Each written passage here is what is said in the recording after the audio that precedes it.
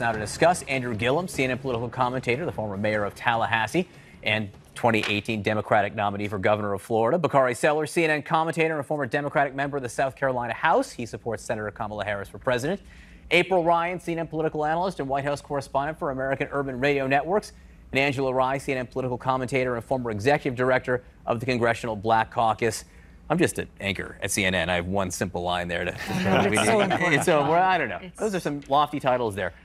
I think the significance here is that any Republican you talk to inside the Senate says that if there's going to be movement on expanding background checks, the president is going to have to lead the way. The president is going to have to be the one to push it along. Mitch McConnell's people have said that. That seems to be the notion. So, Mayor Gillum, when you have the president of the United States just 10 days after calling for meaningful background checks and saying that is something he wanted, all of a sudden saying, yeah, you know, we have strong background checks already. It seems to me that whatever steel might have been in his spine before on background checks is gone now again. You know, John Allison, the truth is that this president simply cannot be trusted. His word is not his bond, and it's not just on this issue. You can scour the issues over his presidency where he began one day with one tweet or one comment, and it ends the day in the complete opposite direction. And really, it is disappointing because Democrats, Republicans, Independents, there is bipartisan support all around the country for the Congress and the president to do something. This is a moment for him to demonstrate leadership.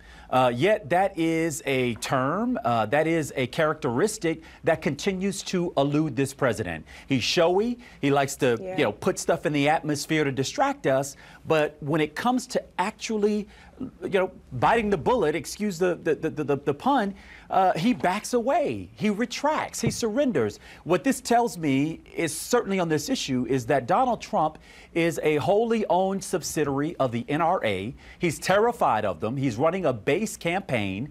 And I think on this issue will continue to shrink from leadership and moral leadership and clarity that's required at this moment as many Americans are concerned for themselves, their families, their neighborhoods, their schools, their churches, their synagogues, and our president waits. Angela, here's just a few poll numbers to put up so people see where Americans are on these. 89% of Americans, Republicans, Democrats, support expanding background checks. Red flag laws that get guns out of the hands of the most dangerous people, 76%. Voluntary gun buyback, 75%. Ban sale of assault weapons, 62%. So, will anything change right now as you see it?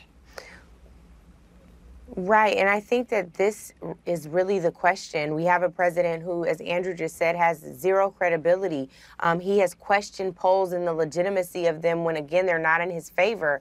And I think that the question really is on all of us. What are we going to do to demonstrate leadership? Because we know that he's not able to demonstrate leadership. What are we going to do to ensure that members of Congress who are elected to serve the public, regardless of whether those members in their communities, in their districts, or in their states voted for them, they have an obligation to serve the public. What we know right now is that the gun rights are conflicting with human rights, the right to live. So for all of the people out there, especially on the conservative side of the aisle, that say they are pro-life, you should be pro-life when it comes to gun killings as well. So where are you? Where are you when it's time to stand out for the right to live, when people are being killed, when kids, Andrew just talked about his kids and the kinds of conversations he's going to have with his children now that they've started school. Do we really want those conversations being had with preschoolers and kindergartners? That is unreasonable. It is irresponsible, and it is incumbent upon the people, the American people, to do something about this when the president won't act. Bakari? Yeah, I'm depressed. I'm exhausted. I'm tired. As an age-old civil rights adage, I'm sick and tired of being sick and tired. Look, I mean, I don't believe anything's going to happen, and I'm sorry for being so jaded, but I'm jaded by reality. I mean, you have people gunned down at a concert. You have people gunned down in an elementary school. You have people gunned down in a church. Nothing has changed in this country because people are afraid to go up against a lobby. And we can say now, I mean, your question, John, was damning, and it didn't do anything for my depression this morning, because now you're asking me to ask the President of the United States to be a leader, something he's been incapable of doing his entire life. And so now if that is what I have to depend on, then my depression, it exacerbates because I can't have any faith in him. So if it's incumbent upon me to do something, I mean, we've already had enough bloodshed, but I would look in the camera and simply ask Lindsey Graham to have the fortitude necessary to go out and implement some change as a South Carolinian. We have the Parkland kids, we have Moms Demand Action, we have all of these individuals fighting for everything they believe in, but we have cowards that we've elected to places of government, and that has to change. I don't believe anything will. So stop messing with my depression this morning, John. That is doubly depressing. April, you cover the White House day in and day out. Why does the president, I mean, the president who leads from his gut, who tweets immediately that he thinks that background checks should be expanded, that, you know, I mean, I could just go down the list, that the age minimum should be raised for gun purchases, that bump stocks should be banned. I mean, right after these, that's his first instinct, is that something has to change. Why does he backtrack like this? You know why he backtracks? Because the American public is not pushing hard enough. And I hate to do that and say that, but it's the truth. When you saw what happened at Parkland and when you saw what happened in Vegas with the bump stocks, he did the bump stock. We got a ban on bump stocks. But then when it came to Parkland, he held a town hall meeting. These kids forced the nation to look in the mirror. And he said he was so taken by the honesty, the sheer pain and the hurt and the tears in that room in the White House that he said, you know, I'm going to look into this. But what was it? The first obstacle, the NRA. The NRA said, whoa, hold your horses. And he had to at that moment. But there is more of an outcry now. So it depends. And I've heard from my sources, you know, who are in the inner circle who said, look, the president just told the NRA, we may not be able to hold off much longer. But here's another reason why, if it does not move, it's because this is an election year. You know, you have Mitch McConnell, who's not willing to move, excuse me, move on this, who is in a battle to save his seat, his political career. So this is about politics. It's about winning an election in certain states that believe in the Second Amendment and also the NRA.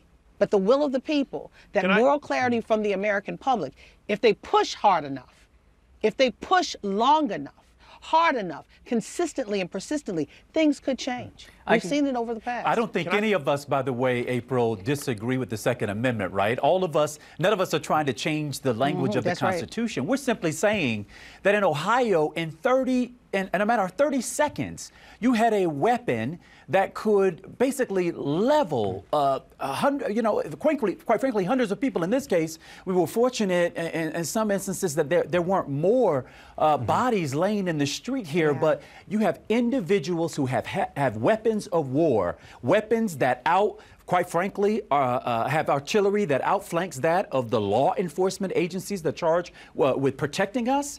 Listen, folks, this is, we do have to do something. I'm extremely proud of Moms Demand Action. I'm extremely proud of the young people from Parkland. And I will tell you one distinct difference that happened in Florida following what happened at Sandy Hook that didn't happen here in the nation is that the legislative session happened to be in when that very tragic event took place. And so our representatives weren't able to escape the reality that they were in position right there, right in that moment, to take a vote and to change some things. Now, we didn't get as much as we wanted, but we do have red flag laws now, right? We did address the age limit to be able to access high capacity weapons, but we got to do more. The worst thing we could have done was let Mitch McConnell get away with not calling back the United States Senate and the Congress to deal with these issues immediately. All right, I'm going to shift gears if I can right now. And talk Andrew, about really quick, Angela's got to be super quick because I want to get to this next subject, but go ahead.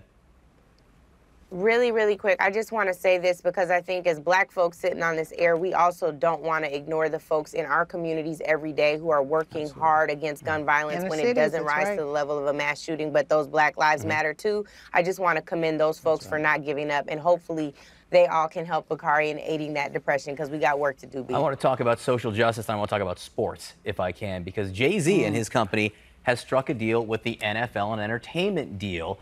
And in the process of doing this, has sort of talked about where he sees the movement for social justice right now and where it's going. And he also spoke about Colin Kaepernick. Let's listen to what Jay-Z said. You go outside and you protest, and then the company or the individual say, I hear you. What do we do next? I think we've passed kneeling. I think it's time to go into actionable items. We're past kneeling, he says. Well, Colin Kaepernick, as you can imagine, has something to say about that. On Instagram, he says, my brothers, Eric Reed, Kenny Stills, and Albert Wilson, who are all athletes who are continuing to protest along with Colin Kaepernick, continue to fight for the people, even in the face of death threats. They have never moved past the people and continue to put their beliefs into action. Stay strong, brothers. Are there two sides to this? Is there a team Jay-Z and a team Colin Kaepernick on this issue? Angela? Well, let me first just say this. This is a really tricky, sore subject. And first, he sure did. I'm ready, and I'm ready. The issue is plain and simple. The issue is that Jay-Z talked about kneeling, but there was also some additional context in that press conference they called. People should continue to kneel. People should continue to protest. Why? Because the issue was police brutality, and black folks and brown folks and other folks are continuing to be gunned down and beat down by law enforcement all over this country. So no, the protest does not end.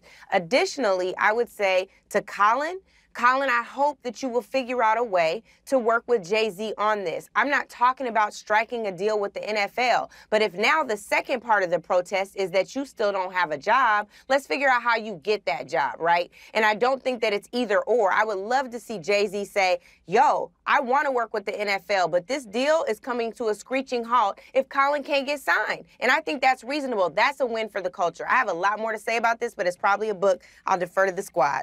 All right, that's a good tease. Bakari, which side are you on, Jay-Z or Kaepernick, if it breaks that way? I don't think it's a side issue, but I will say that with all due respect to Sean Carter, Jay-Z, I think he was wrong in his comment, because kneeling is an action item. I think protesting, sitting, marching, sometimes those things we do in silence, that civil disobedience, those are action items. But I don't think that this is a one side or other. I think we're all on the same side of this coin. I think that we're all protesting in our own ways. And yes, I think movements do evolve. Jay-Z and Diamonds Are Forever, he said it best. He said, I'm not a businessman, I'm a businessman. And so he's taking what he knows, that knowledge he knows about business, and trying to bring forth. Diamonds Are Forever, by the way, is a great song. I hope John and Allison bump it as we leave the segment. But he's taking what he knows. He's taking what he knows as a businessman and trying to move social justice forward. I'm going to be patient with Jay, because Jay has bailed out protesters. He's sent kids to college. Yes, I mean, he deserves our patience and our respect as we see how this evolves. But I will say that Colin Kaepernick gave up everything that he had for something he believed in. He will always be a hero in the same vein that we talk about Muhammad Ali. Mayor? Yeah. Well, I mean, I'll tell you, I agree with both my colleagues here. Andrew and was I don't trying to think hide. it is. Andrew was like, don't call on me, don't call on me. No, listen, no. The truth is, so I will tell you, I was disappointed when I heard that we're past kneeling, right? And I think we should all reject that. We're not past kneeling. Innocent people, particularly black and brown people, continue to die in the streets unwarranted. We're not beyond that point. I was disappointed that a conversation didn't take place between Mr. Kaepernick and obviously Jay-Z before this thing was struck. Now, I'm not going to pity Colin Kaepernick for not having a job, and I don't think he would want us to pity him in that way. This movement wasn't about that. It is about the injustice that continues to be pervasive in our society. That being said, Jay-Z is not new to this. I think about the work that he's done for the Trayvon Martin Foundation here, for Sabrina Fulton, and for Tracy down here in Florida. He's conscious about these issues, and I'm hopeful, and I'm going to watch it as well, that there's a bigger plan at play here, because we're not dealing with a dummy. It's a smart man. He's a business man, but he also is someone who is conscious and I think aware of the environment that we find ourselves in. I think we'll do something to move the ball forward here. All right, friends, Diamonds Are Forever, and of course, all you are as well. forever. Thank you for being We here. owe you, I know we You're owe you first one, up April. next time. You're first up. April's like, Take it what up with about the me? I executive know producers. April not letting Wait you a go, minute, John. wait a minute. Wait a minute. No, wait a minute. I'm going to say this. I'm going to say this. I'm for the culture. 400 years since we Africans were brought into this nation. I'm for Jay-Z making change on the inside and Colin Kaepernick getting a job back in the NFL, and for people to still stand up for what's right. 400 years ago, Africans were dealt with policing from 400 years ago to today. It is still an issue. Jay-Z is wrong there, but he needs to do the work from the inside out. April, you did it in under 10 seconds. You got your message out. You delivered. Diamonds that are was forever, excellent. like I always say. Guys, thank you so Diamonds are forever. much. All right, moving on. President Trump's